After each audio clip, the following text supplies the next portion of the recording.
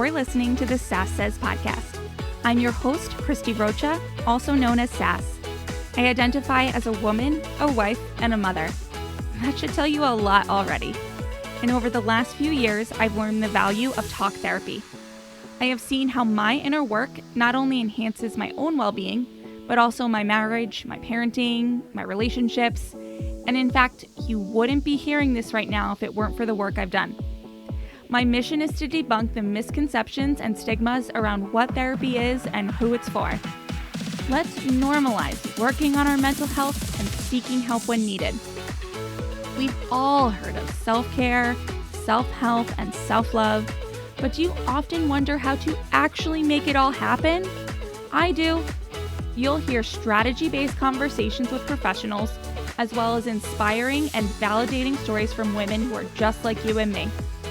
Think of this podcast as the weekly therapy sessions you didn't know you needed, with a dash of sass, a lot of vulnerability, and me, relentlessly asking, but how? Hello. Welcome to the show. Today, I'm joined by Jamie Scrimgeour. She is a wife, stepmom of 3, mom of 1, and a life coach with a specialization in step-family dynamics. She is also the host of the Kick-Ass Stepmom podcast, a digital content creator. She has a community of stepmoms that she helps online every day. So today we discuss Jamie's journey as a stepmom and the lessons that can be applied to any relationship. Truly, I get a lot out of Jamie's content, and I am not a stepmom. She shares her experiences as a stepmom and how she started her blog, eventually turned it into a podcast, membership, and coaching business.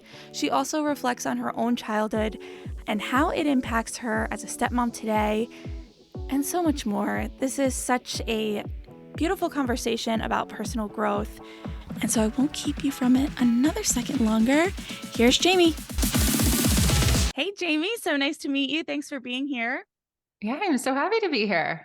I already like the vibes. It's very comfortable, and I appreciate the sort of like off-air podcaster banter. I don't get that a lot, so thank you. Oh, I'm always here to talk shop. I love it. Yeah, it's a lot of work, but I'm so looking forward to talking with you. I just think you're like really cool. Well, thank you. I think you're pretty cool too. Oh, I what I mean by that really is that I am not a stepmom, but Mhm. I get a lot of value out of your show and your posts and what you talk about, because I think as niche as it is to stepmoms, there's so many lessons and learnings that can be applied to just any human being in a relationship. And so Mhm. it's really I think a testament to you that what you talk about can really, I don't know, just it can be, anyone can learn from it. It's Yeah. important stuff. And I appreciate you saying that because that's really the goal, right? And Yeah. I talk a lot about step parenting stuff and the step family dynamics and strategies and stuff for stepmoms. But, at the end of the day, this really is about, taking radical responsibility for your life Hmm. and your relationships and how you're showing up and doing the work on yourself. So, when I talk about my journey as a stepmom, I'm just so grateful for it because it was really the catalyst to so much change and growth within my own life, which is Hmm. in turn, affected all of my relationships and how I show up every single day. And so hearing that someone who's not a stepmom gets that vibe, that means so much to me. Yeah. So for the listeners who may not be as familiar with your work and who you are, would you take a few minutes and just share kind of like actually how you became a stepmom and a little bit of your story of that role? Yeah, for sure. So, well, we're coming up on 10 years together now. So our Oh. 10-year wedding anniversary is in June, which is so crazy to me because I feel like what do they say, that saying, the days are long but the years are short. So Yeah. it's wild. But so yeah, I was 26. I was 26 years old and I was just kind of like living life on my own, going to yoga every day. Just, I was working in child protection. I just, was doing my thing. And I went on a date with my now husband. And so he's 13 years older than me, was, recently separated, has 3 kids. The kids were 5, 8, and almost 10 at the time, around Wow. there. And it was just a done deal. Like it really was. Like I fell in love with him right away. And it was just, yeah, all of a sudden I was a stepmom, right? So Yeah. we moved in together and moved really, really quickly in our relationship. And I think that really had to do with our age difference as well. So he, again, 13 years older than me. I wanted to have a baby at some point. We didn't want them to be huge, there to be a huge age difference. And there still is quite an age difference, but yeah, that was my journey. And, I was a child of divorce. So I grew up in a pretty high conflict situation in a relationship with, one of my mom. We had a lot of like abandonment issues there. I lived with my dad. Like there was just a lot of stuff from my childhood. It was kind of like when no one was getting divorced and no one knew what to do. So I could look back on and remember the things that my dad's girlfriends had done that really triggered me and that really impacted our relationship and that kind of stuff. So I really did think I knew what I was signing up for. I was like, I work in child protection. I, was a child of divorce. I know what these ladies did that really, didn't fit well with me. So, I realized once I was really in it that, things really, felt different when you were in the step parenting position, when you were in the stepmom position. And, I fell in love with the kids right away. Like these kids are so amazing and they have always been like very welcoming of me for the most part. Like we've obviously had our challenges because that's just how parenting is. But when I really kind of got into it and I went to the internet for support, I realized there was a huge gap. There was just this narrative about stepmoms that was very negative. There was a lot of, ex-wife bashing or, just this kind of turf war between the mom and the ex-wife, just kind of the narrative that women really have to deal with in so many different aspects of our lives, right? So I ended up just talking about it online. So I started a blog and I really didn't think anyone was going to read it. At this point, I had a baby.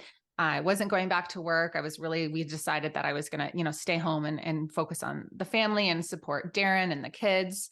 So I started blogging and never thought anyone would read it. And then all of a sudden I was getting messages from stepmoms from, Australia or like, somewhere else and saying, wow, thank you for saying the things that I've been feeling. And it really just kind of snowballed from there. So all of a sudden I, had this platform. It's turned into a podcast and a membership and a coaching business. And it's been a wild ride. Like I can't believe I get to do this every day. I can't believe I'm a stepmom. I can't believe we've been together for 10 years and I can't believe that this is my job. Right? Like there's just so many things. Yeah. So going back 26, had you done the work, so to speak, on your childhood prior to this? No. So I thought I was fine. Oh my God. Yeah, I thought I was totally fine.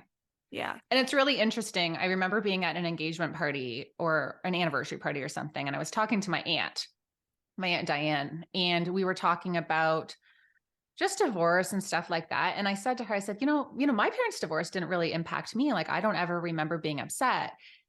And she was like, Jamie, you were a mess. Yeah. Like, are you kidding me?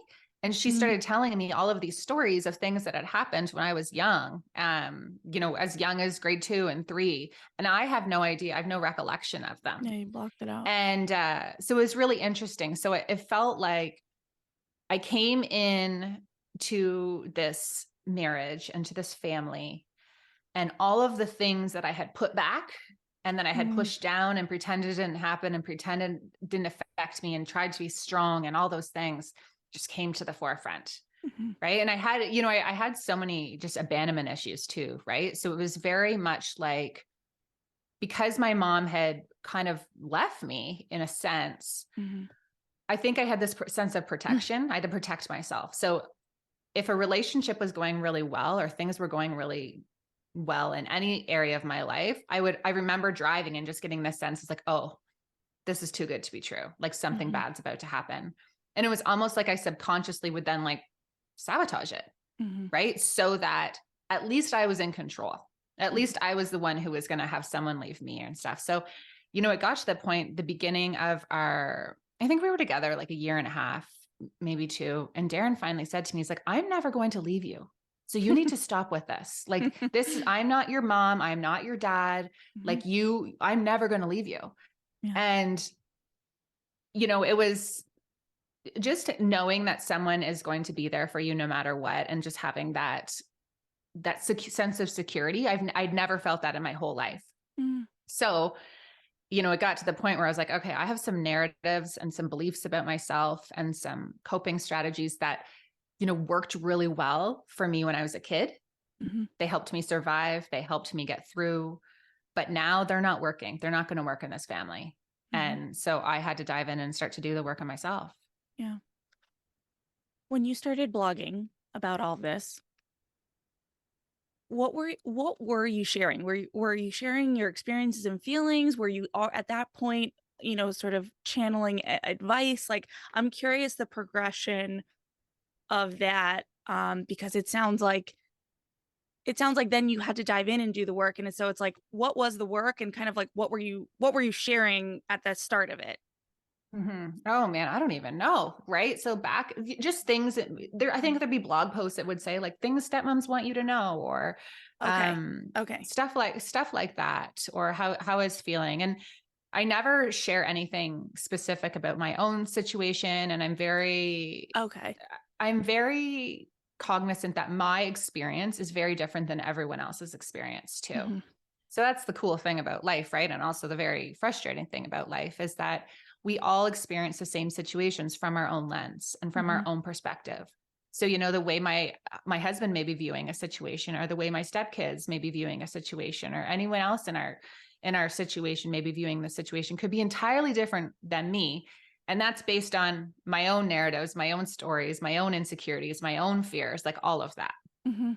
So I guess it's really just been a progression, and you'll see a change in the way that I approach step parenting, the way I approached my life as I've done this work. So it's really been about bringing people along that journey with me. It's interesting. I literally just got this comment on Instagram saying, you've changed. Like now I don't feel like your advice is applicable to stepmoms right now.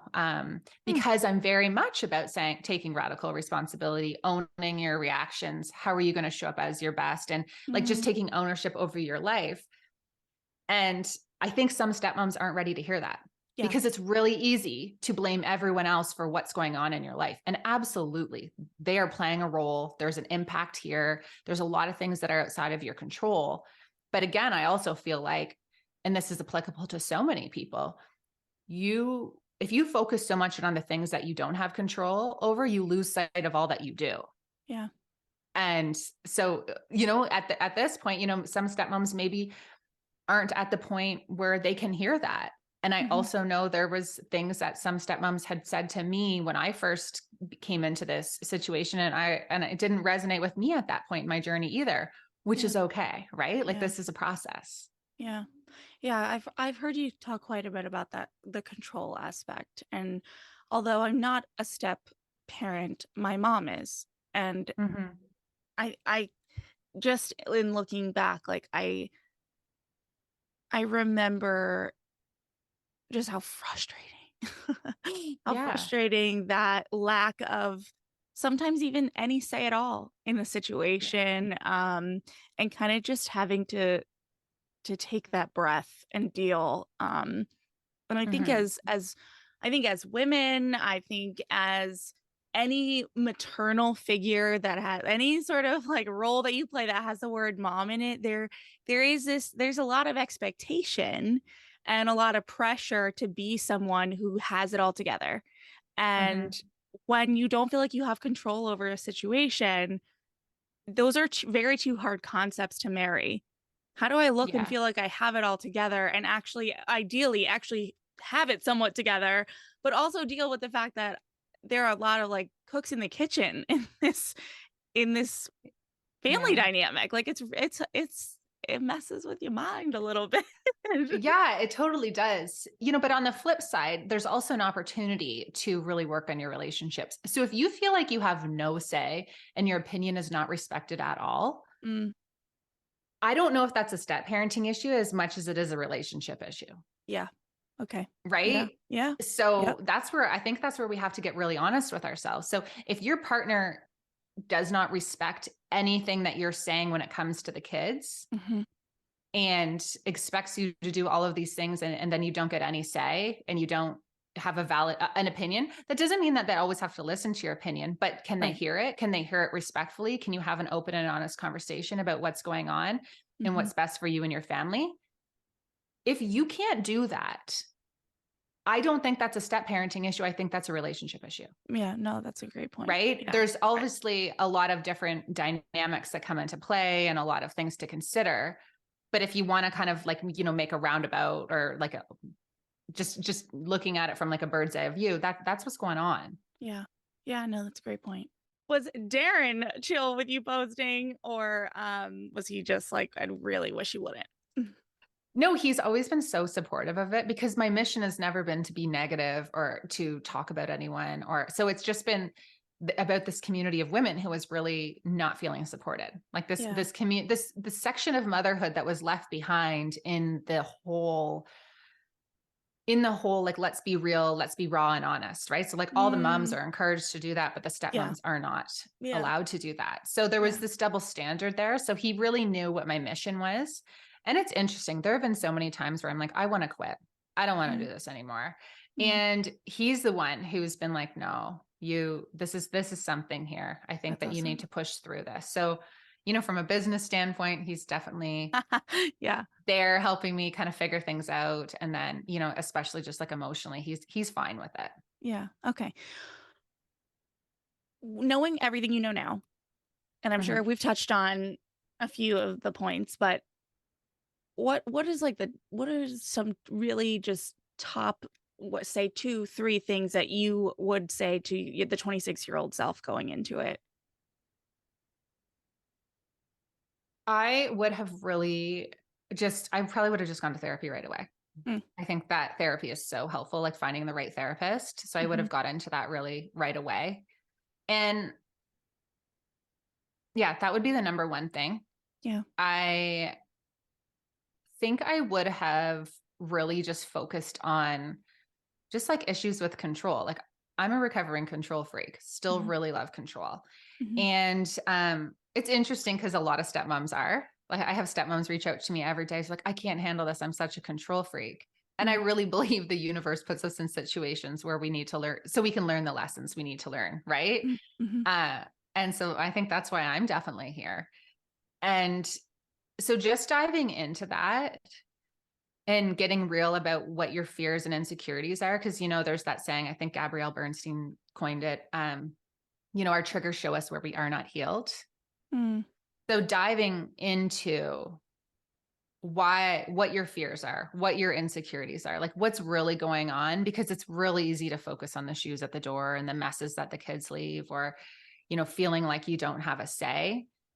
But that comes from that lack of confidence and that lack of security in your role. And it does take time. Like, it's not something I could have just come in. There's a process that has to happen, but I would have started doing that work, from the beginning.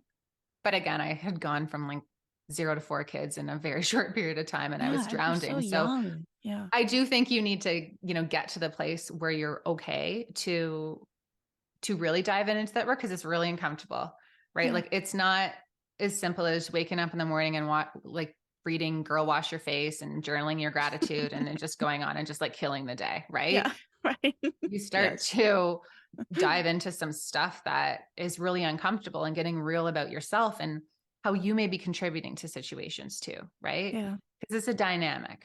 It's really easy to blame everyone else. And there's a lot of things that other people do in these situations, especially high conflict situations. And a lot of the stuff that stepmoms have to go through, it's crazy. It's crazy and it's not fair. And there's all of that. But what can you do? Right. Just really being the expert on your own life. Yeah. Yeah. And I've heard you talk about that a lot. Like, and it always sticks out to me because my mom used to say the same thing of like, she says the universe, she's like, the universe is going to keep putting something in front of you until you learn it. I know. It's like over and over and over again. And she's like, you gotta just learn it. And to hear you talk about it, it's like, in those, whether it's high conflict situations or just a situation on a Wednesday night with your stepkid, it's like, what's the lesson for me? And I always appreciate that, because even being a kid and now an adult, sort of unpacking a lot of my experience as kind of like, I'm my parents' biological, and then my dad has 3 kids from his first marriage, and I always thought I was fine. I always Yeah. thought So I was you're the ours fine. baby. Yeah, You're the yeah, ours baby. Yeah. yeah. So that's so interesting, right? And that's it. But there's like been, now that I'm really like unpacking a lot of it. It's like, not so fine with certain things, like Yeah. certain things are sticking with me, and I wouldn't even realize things like money, like money things, that as being like I would have never, I had not heard that before, the ours baby. But yeah, like just always being looked at as like, just so privileged, like, oh wow, my life was so quote unquote easy. And obviously my parents have a big age gap too, so I came into the picture at a much different point in my dad's career. Like, this is a whole other life, and it is. And I try to do the whole thing where like two things can be true, right? Like, my step siblings have their feelings and their experience. I have mine. We're probably never Hmm. gonna get each other, but there's certain aspects that linger that I wouldn't have even thought about. Yeah. It's pretty wild, because they're older, to the point where I never even really lived with them. Like, it was they almost felt at some point in my life like more like cousins, to be honest with you, like as far as like the time spent. Um, but everything's there. And Yeah. No, for feeling like sure. the other, I was always like a little bit separated, and like I see that play out now in relationships and growing up, even now as an adult, like always being like hyper aware of like, am I in or out? Um, I don't know. It's Yeah. wild, like you No, said, the lens that builds, right? for sure. For sure. And, we are very cognizant of that with Reese. So that's our daughter. And, Darren and I have talked about this lots, because Darren's at a way different point in his career that now than when the kids were younger. Right. So as a result, Reese is a little more privileged in what she's provided. I know Right. obviously the kids have reaped the benefits of that as well. But I remember back, and there was 3 of them. There was Yeah. 3 of them. And, now they're older. A lot of they pay for a little bit of their own stuff, and they have more independence. And so we talk about that as well. And we Mm, don't ever want there to be that resentment, because maybe she gets to do more things now as a child than maybe they would have. But I remember just being so tight for money back then. And yeah. it wasn't that we didn't want to do these things. It was that we couldn't, we Right. just didn't have that opportunity. So that really resonates with me when you say that, because it's true. In a different point, you're at a different point in your father's life. Yeah. Yeah. And I also just think having my mom be who my mom is, like, she just, no one was right or wrong. It just, she valued different things, which propelled my life in different directions. Like, my mom had her own stuff. My mom had her own sort of like childhood stuff that she was dealing with, that made her want to raise me a certain way, or made sure that like my opportunities were things that she didn't have. And so there's like that whole dynamic that actually gets played out in front of all the kids, as just, what am I doing? What am I involved in? Where am I going to school? What activities do I have? Which, quite honestly, had nothing to do with my siblings, and it had everything to do with my mom wanting me to have all the things she didn't. Like, it had nothing to do with not giving it to those kids. Like, and so it's Hmm. just like a ton of dynamics. Yeah. No, and it's complicated too. And I think that's where a lot of stepmoms really struggle, because they're like, okay, I want to raise my kids differently than maybe my stepkids are being raised. Yeah. And that's totally okay to do that. But then Mhm. there's also that fairness piece and the conversation piece, and, Yeah. resentment piece. And how do you do that as fair as possible? And Yeah. Darren says often, he'll say, sometimes fair isn't equal. And I think that's Yeah. really, interesting, Yeah, right? that's good. Yes. Yes, Because then you because have two fair, different parents. right. And just to use the example of like what we're saying as far as just stuff, right? It's like fair is like if you look at it from the point of view of just giving what you can when you can, that's actually fair, right? It's just Hmm. not equal showing of like, I'm picturing like stacks of presents under a Christmas tree or something. It's like Yeah. you gave the most you could at every point. And that Yeah. actually is the fairness part. It just may not look equal on the other end. I don't know. I'm Yeah. trying to like No, I totally get talk it. bigger picture without getting too specific, but it's coming out a little jumbled. All right. So I want to know also like what advice would you give the partner in like thinking of the co-parenting and the stepmother role like as a new transition? Like what advice do you give to the partner? What, I don't know, how do we On how to support. how to support? Yeah. I'm really big on the saying, you don't have to understand why I'm feeling this way. I just need you to respect that this is how I'm experiencing things. Mm, Because stepmoms will experience things that only stepmoms understand. And so mhm, they'll say to their partner, and their partner will be like, are you kidding me? That's not the truth, that this is not what's going on. And just understanding that there maybe is a different narrative that's a little more mm, deep rooted than the partner can ever understand. Like I think even Darren understands it now because what I do, we talk about mm, this all day, every day. yeah. Right. But for the most part, that's not normal. Mhm, And then the other thing would be just to understand your family is not going to function like a first family, at least right away. mm, And I think once you let go of that expectation, things get a lot easier, right? It's just accepting things the way they are as opposed to what you think they should be. mm, And that it takes time. I really think a lot of partners expect the stepmom to come in and be that motherly role right away and have these great family days and do all these things together all the time. And, mhm, that worked for us. That was definitely our situation. But in a lot of situations, that's not the case. mhm, And just understanding that, it's going to take the kids time to adjust. It's going to take, the stepmom time to adjust, and just meeting everyone where they're at. This is a very complicated situation, and you can't just pressure everyone into being this new family when maybe not everyone's there. so what comes to mind for me is when hearing you talk about expectations too of like living like a first family and things like that. Like you are also now you have a daughter. We've talked about reason. I imagine there was also a lot of having to let go or grieve even what maybe you thought having your first kid would be like and bring her home and I mean your Oh yeah. partner has other focuses too, right? Which is very different than what is typically of like that first, first baby feeling of everybody zoned in, right?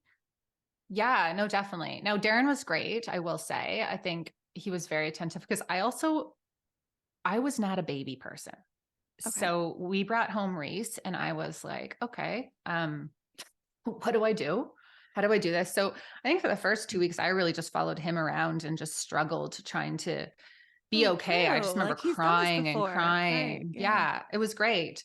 Um, but yeah, there was definitely, you don't get that same first mom experience because, someone just asked me about this the other day on Instagram, breastfeeding, for instance. Mm.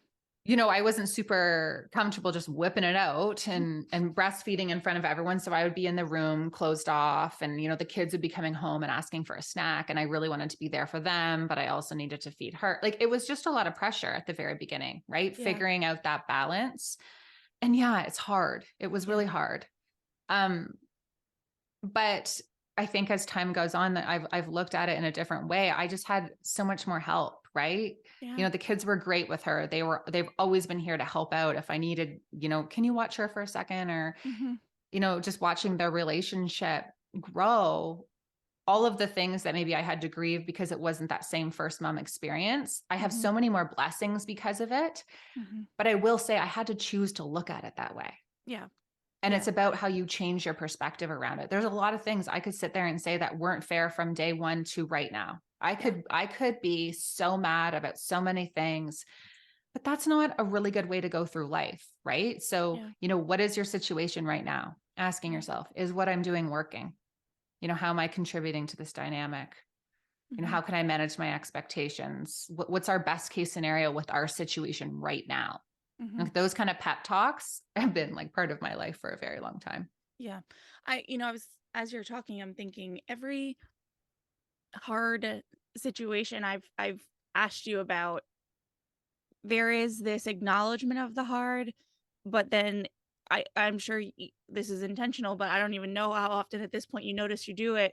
There is also always the follow-up of, but really this is what I've learned works better. And Mm-hmm. I think for personal growth was becoming a mother, Mm-hmm.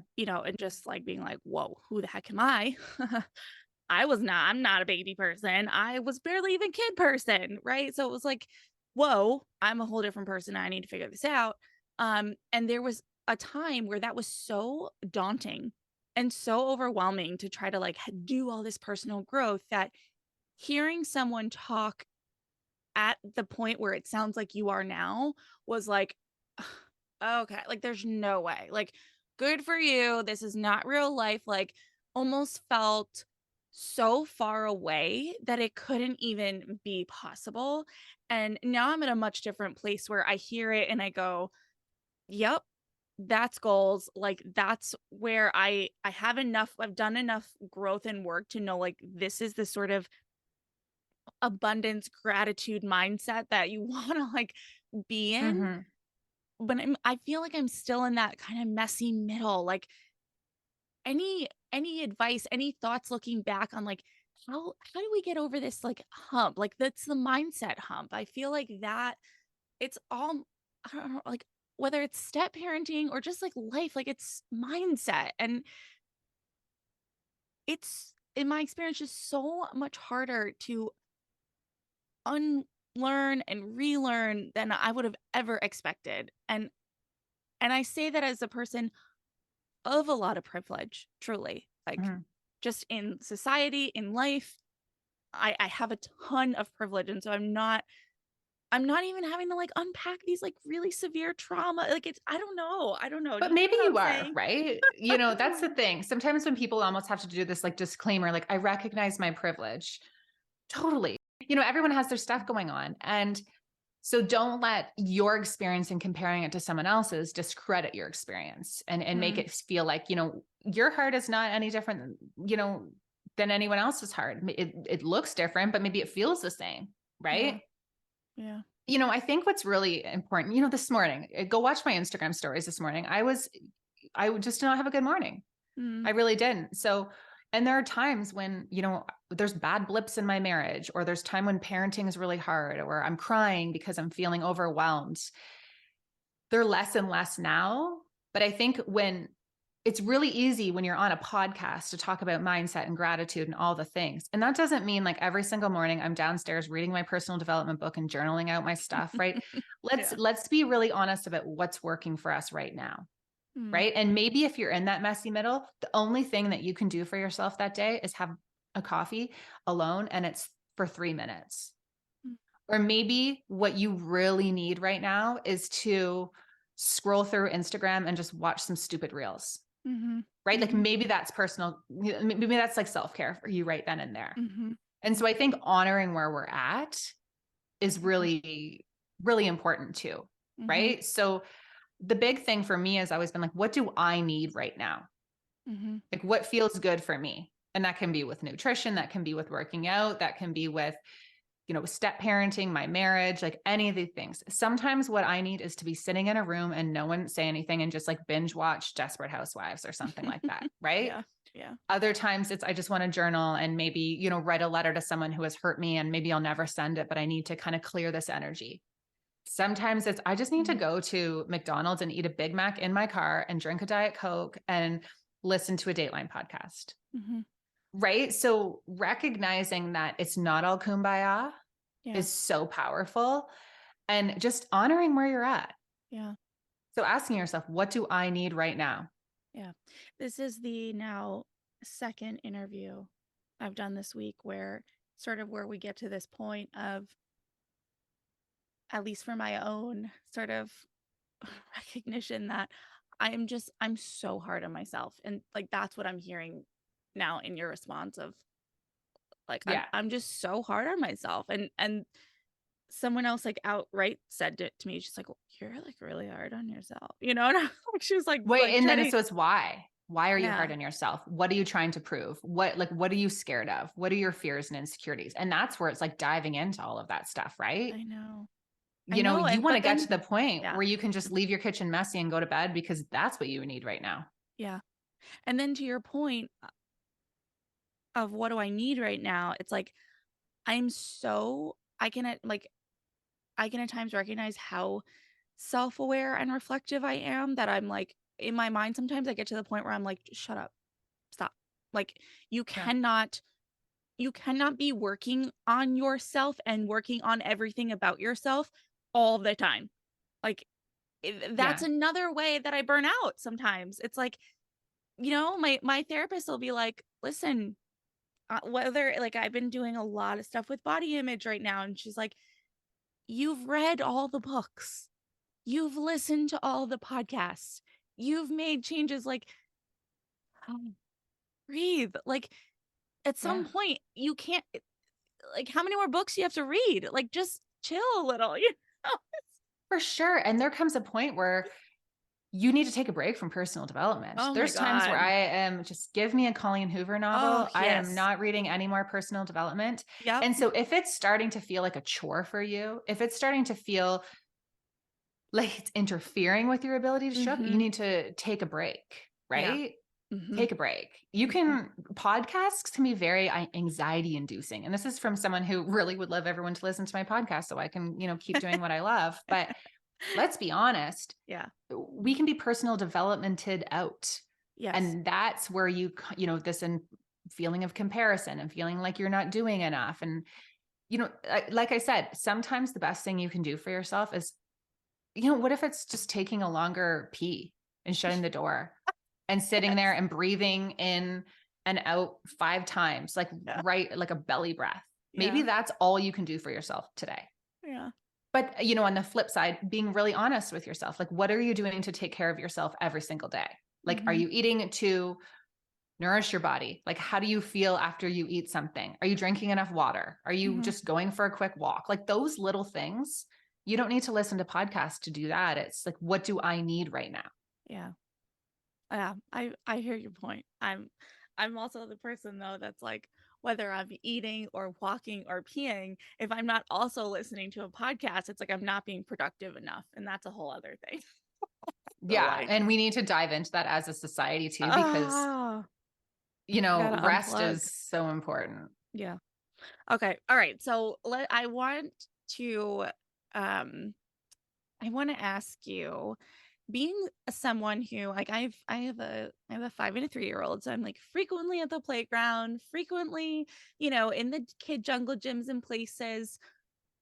What is like absolutely just like makes you and every other stepmom want to cringe or smack someone on the playground around this conversation of being a step parent? Like, I can imagine saying like, "Oh, who's your kid?" Blah blah blah. Oh, that's my stepdaughter, and then like the person going, "Oh, like I don't know." I just feel like there's still a Yeah. lot of judgment and stigma. Like, what do we say? What do we not say? What's appropriate? What's not? Like, school us a little bit on sort of these just stigmas, and how do we be better as Just a talk to them normal, culture? right? Just be Yeah. like, oh, cool. What school does it go to? Or anything you would say to anyone else. Mm. Right. A lot of times the first question is like, oh, how's the ex, or how's things with this, or like wanting to know any of the drama or anything that's going on behind the scenes.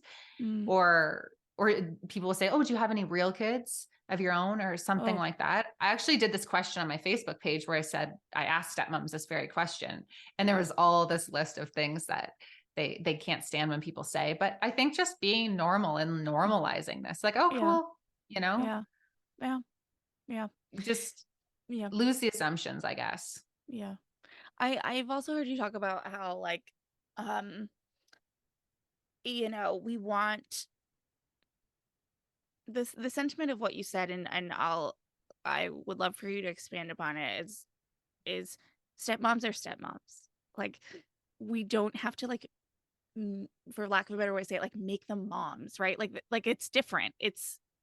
and there's nothing wrong with the distinction, but this distinction is very important, I think, like Well, it yeah, goes back to the expectation thing, I guess, but for sure. And it's loaded. Some stepmoms love their stepkids like they're their own. They're the motherly figure. They live with them full time, all of these things. I have come to love my stepkids are just my world. Like I just adore them so much. There's other situations where that's not the case, yeah. right? Or there's high conflict situations, or there's maybe every other weekend stepmoms. There's all of these different situations, right? But I think what really kind of screws things up for stepmoms is this notion that they need to be a mom when what they need to be is the stepmom, and whatever that looks like in your situation. So maybe that does mean doing everything that mom would do and, having that type of relationship, or maybe it doesn't. Because again, there's so many contributing factors to what's right for a specific family. So what's right for you? Right. But if you get into that comparison of trying to be their mom or compare how their mom does things or how they feel about their mom versus how they feel about you, where again, just this comparison that women can get into, this competition piece, you're screwed. You're going to be caught in that spiral instead of just focusing on your own relationship. Like, what kind of stepmom do you want to be? How do you want to show up? What do you want them to remember about their childhood with you? Like, focus on that. It's a lot more empowering. Yeah, totally. It sounds just like I sometimes visualize things with colors. Like that just sounds like visualize like hearts and sparkles. Yeah. And I don't want it to seem like it's just hearts and sparkles and it's easy to get there. Again, though, it's constantly reframing how you're looking things and bringing yourself back and saying, is what I'm doing working? Is it impacting my ability to show up as my best? Like that kind of stuff, right? Just really checking in with yourself. Yeah. Yeah. All right. So something else that I talk about a lot on the show is from the point of view of being a content creator and a public figure. I often ask people to talk about some of the aspects of mental health that come along with that. Like we were talking a little bit before about kind of this maybe pressure or whatever to like post the reels and keep up and do all the things. Like, how do you take care of yourself from the point of view of being a content creator and public figure? How do you keep yourself grounded and what boundaries do you have in place? Like, I don't know, I'm just starting out. So any advice? I would say it's public figure is a bit generous. You have a large group of people who have eyes on you, right? I appreciate that. Yeah. I don't do it well, right? Some days are better than others, but I think a big thing for me is if I'm feeling overwhelmed, I just delete Instagram off my phone. And that could be for 2 hours. That could be for the day. That could be for a week. Right. So just, again, tuning into how you're feeling and just knowing that. Right. And because when you're creating out of desperation and you're creating because you feel like you need to show up, there's an energy transfer there. Right. No one, don't just create they content never do for the well. sake of creating content. No, they should. Sorry. I swear again. Sorry. People can read it all over your face. Yeah, totally. Totally. Do you feel a pressure to respond to things going on in the world? Like I feel like you have a platform of probably mostly moms, right? So just to use the unfortunate situation of a week ago, like the school shootings, like do you feel a pressure to take a stance on things? Because I feel like there is a lot of demand for people with platforms to like have a response and say something, and if you don't say something, there's people read into you not saying something. Like it's too much. Yeah. Oh, I'm Canadian. So there is less of a pressure for me to take a stance politically because it's just a little it's different. Less stuff going on. I don't typically respond to anything online about what's going on, just mostly because that's not what my platform's for. And I know that bothers a lot of people because, you should be saying something. I don't think that's what people come to me for. Yeah. right? Like people are coming for step parenting advice and for lifestyle stuff. And I just want it to be that space. I Mhm. have very strong stances on a lot of things, Mhm. as I'm sure you can assume. Mhm. But I just don't know if it's things are very polarizing right now. Yeah. And I'm not about that. There's places to go for those conversations. And I'm just that's not my platform. So I don't typically say things, I didn't talk about, vaccinations. Didn't really talk a Mm, lot about COVID. I don't talk about yeah. that kind of stuff, but I'm having those conversations behind the scenes with my kids, with my family, with my husband. Mhm. And, I'm just educating myself right now too, Yeah. right? And I Mhm. think that's my priority. I don't know if Yeah. I answered that well or not. It's kind of Yeah. one of those questions you're like, oh, Yeah. if I say the wrong thing, will I get crucified? No, But you just got to but stay true to who you are. And that's a boundary. Like again, that's, Canada's a different country yeah. too, right? Yeah, I know. I just um yeah, I know. It's hard. It's a fine line. I remember I interviewed Libby Ward, who's also Canadian, Hmm. and She's sh- awesome. she was saying that, you know, she has a lot of American followers who were like, "Hey, where are you in some of these conversations?" And she was like, "Not my lane," Yeah. like I'm I'm in Canada staying over in here. my lane, you know. Yeah. Um, but I'm sure then on the flip side, being out there, like, what are some of the most maybe profound or surprisingly beautiful things that have happened from putting yourself and your story out there? I think there's this connection. I have a membership now and there's stepmoms from over 30 countries around the world in it, Mm. which is crazy, right? And just be able to connect with people from all over the world. I just had a coaching call with a stepmom in Nairobi, Kenya, Wow. Oh my right? gosh, that's And awesome. Yeah. yeah, so I think just that connection piece has been really beautiful. Mhm. And I do think there's conversations that are being changed. I think that I'm one of the first stepmom bloggers. If you really think about it, there's a couple Yeah. resources when I first started, but you know, more and more are popping up, and I'm happy to see that because there's just a community. There's so many stepmoms, like the divorce rate, all the Yeah. things. Why is no Yeah. one talking about it? I don't know. Yeah. But I like being part of changing that conversation. Yeah. Where for you would you like to see your platforms or your message go? Like what's the vision? Oh, I don't know. I would love to be able to just solely do the podcast and, Mm, just create less content. My husband's a little older, so he'll be retired at one point. And, mm, I don't know. I don't know if I'll do this forever. I think I'd love to write a book. I would love to, just kind of evolve this to a different level, but mhm. we'll see. We'll see how Yeah. it all, there's lots of things in the works behind the scenes, Yeah, which is annoying. You you can't need a book. say. You need a book. Y- I was Yeah. gonna say, I was like, she needs a book. Let's just like manifest a book deal and someone to like walk me through the process. I just there you go. There we Need a go. book.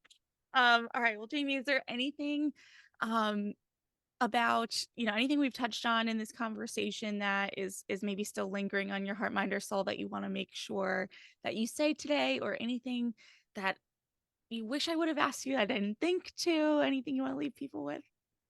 No, I think you covered it. I think my big thing is, like, it hit me when you were saying, you don't want to feel overwhelmed and like you can't get to that place. And there's almost like that guilt when you're kind of in the trenches of life and people are doing all this personal development. You feel like it's another area where you're not measuring up. That's not the point. The point is to just really take care of yourself and meet yourself where you're at. And no, there's busy seasons, right? There's Yeah. seasons where you can't wake up before the kids because you're tired, and really just focusing, I think, on eating well, getting rest, and moving your body. If those are the three things you can do, like, Yeah. do your journaling later, right? Yeah. Just focus Yeah. on what you can do in that moment and just make sure you're kind to yourself, and just, it's all a process. Yeah. Okay. I know we're talking to the listeners, but no, really, you're just talking to me right now. Those are the best conversations. Thank you. I appreciate you and your time. Thank you. No, thank you.